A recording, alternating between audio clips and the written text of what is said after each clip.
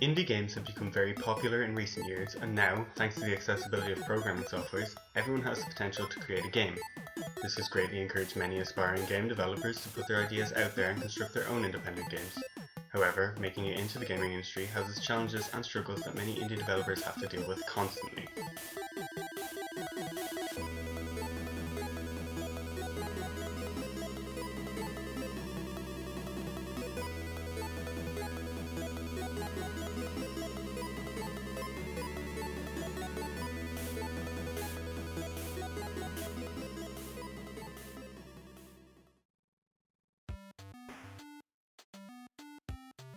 The developer of Fez, Phil Fish, had to endure many challenges during and after the development of his game. Phil's business partner left halfway through development, and he also had many personal issues to deal with at the time. This may be where most of his aggressive opinions have taken root, but that's just speculation. So what are some of the hardships you've found when it comes to being a developer, and what kind of advice could you offer people that are looking to get into developing games? Probably the hardest thing for me was my social life taking a big hit in developing this game. You end up in this headspace where working is all you can do. You don't go out anymore, you don't talk to people, and you end up just isolating yourself further and further and further. Once the game was nearing its completion and gaining positive recognition, Phil Fish seemed a lot more relaxed and upbeat about everything. Fez had extremely good reviews since its release in 2012, and for a time Phil Fish was praised for it. Unfortunately, that changed as Phil Fish quickly fell prey to the people hating on him and his game. He was considered the Nickelback of the gaming industry. This led to many rants and verbal wars on Twitter until Phil finally decided that was enough. In July of 2013, he published a statement on the official Polytron website saying, "Fez 2 is cancelled, I am done. I take the money and I run. This is as much as I can stomach. This isn't the result of any one thing, but the end of a long and bloody campaign. You win." He left the gaming industry. And then he came back to it. And then he left again. This really isn't too surprising considering the amount of controversies that surrounded him. He has always been known to speak his mind about something, even if he knew he would get a lot of hate for it.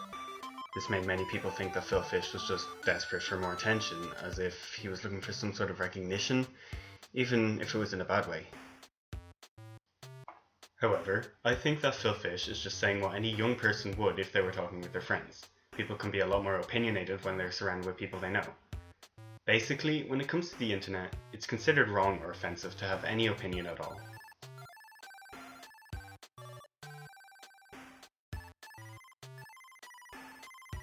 Jonathan Blow is another successful indie games developer who has to deal with many challenges in the industry. Jonathan Blow is the creator of the puzzle game Braid, which was released in 2008. The game was acclaimed for its quirky puzzle-solving system and the unravelling mystery within it. The financial success of Braid allowed Jonathan Blow to begin development of a new game called The Witness. Unfortunately, the game had some setbacks as its development took place during the release of a new console generation. This setback had led to Jonathan Blow borrowing more money to finish the development, and as a result, he was in debt.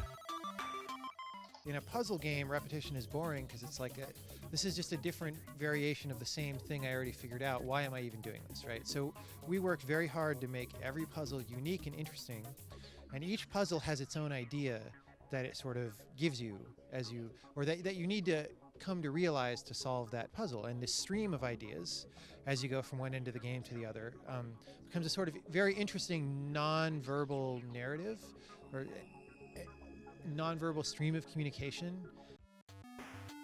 Jonathan Blow has also had his fair share of haters during his time in the industry.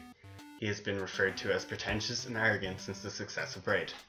Jonathan Blow actually defended Phil Fish after he left the gaming industry, saying in a tweet that, "It is really hard to make independent games. It is even harder when your audience makes you hate them. I have been tempted to quit gaming development several times. There are a lot of reasons to quit." Fortunately for him, he has almost finished developing The Witness, and the game is set to be released early next year.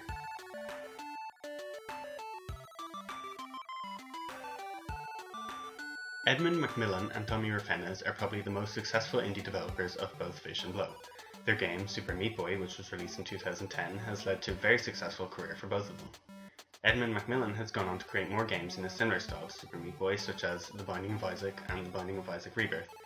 Tommy Refenes hasn't had a lot of projects since Super Meat Boy, but both he and Macmillan are currently working on a Twitch-based game, Super Meat Boy Forever, as well as another project, Mugenics, which has been in development since 2013.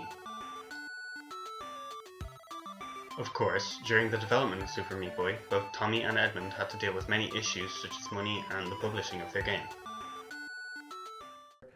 Tommy went to the store and bought a Coke Zero, and it ended in an overdraft fee of $800 because he kept going and buying Coke Zeros every day, and they never contacted him because he lived in North Carolina and he was over here, and they weren't calling the right place, and like he just kept racking up overdraft fees until it was like negative $800. And I remember the day he was like in tears saying, "I have no money. It's over. Like it's over." And it's like, oh my God. Despite all of this, Edmund Macmillan and Tommy Refenes have been doing well in the gaming industry and have many fans who enjoy playing their games. In conclusion, while anyone has the potential to create their own game, making it to the gaming industry isn't easy, and there are many obstacles to tackle during the development of a game. This is the same in the case of film and art. All creative industries are constantly changing and people are always looking for new things. That being said, if you're passionate about making games, go for it. I mean, who knows, you might make the next Super Meat Boy. Just avoid being the next Phil Fish.